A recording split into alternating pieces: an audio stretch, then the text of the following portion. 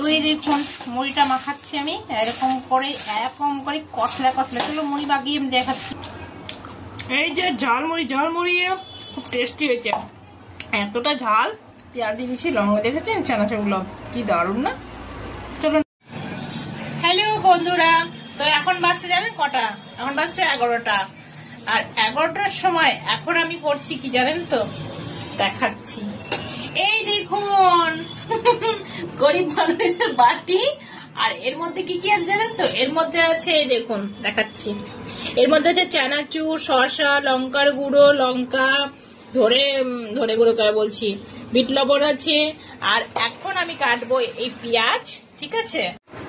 আর একটু ভাজা মশলার গুঁড়ো দিলাম, মুড়িটা টেস্টি করে মাখাবো। আর এই দেখুন আমার দুধ চা রেডি।